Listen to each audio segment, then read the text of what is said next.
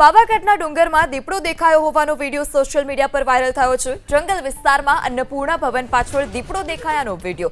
મોડી રાત્રે છાશિયા તળાવ પાસે દીપડો દેખાયાનો વિડીયો વાયરલ।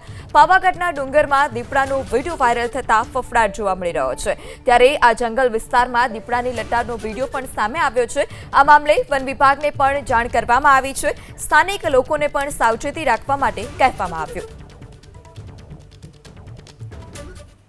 ત્યારે મોડી રાત્રે છાશિયા તળાવ પાસે દીપડો દેખાયાનો આ વિડીયો છે। પાવાગઢનો આ ડુંગર વિસ્તાર છાશિયા તળાવ વિસ્તાર કે જ્યાં આ પ્રકારે દીપડો હોવાનો વિડીયો જે છે તે સામે આવ્યો છે। ઘણી વખત જે પ્રાણીઓ હોય છે તે ખોરાકની શોધમાં રહેણાંક વિસ્તાર સુધી પહોંચી જતા હોય છે અને લોકો પર હુમલો કરતા હોય છે। ત્યારે ફરી એક વખત જંગલ વિસ્તાર પાવાગઢનો અન્નપૂર્ણા ખાતે કે જ્યાં દીપડો હોવાના આ દ્રશ્યો સામે આવ્યા છે। દીપડો હોવાની માહિતી જે હતી તે વન વિભાગને પણ આપવામાં આવી છે।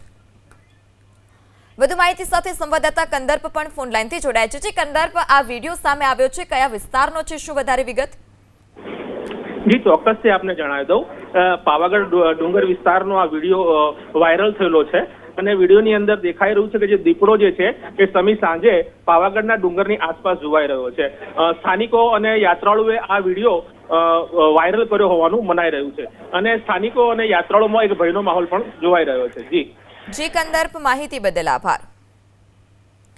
ત્યારે આ દીપડાનો વિડીયો પણ વાયરલ થયો છે। વન વિભાગને આ મામલે જાણ કરવામાં આવી છે કે આ વિસ્તારમાં દીપડો છે।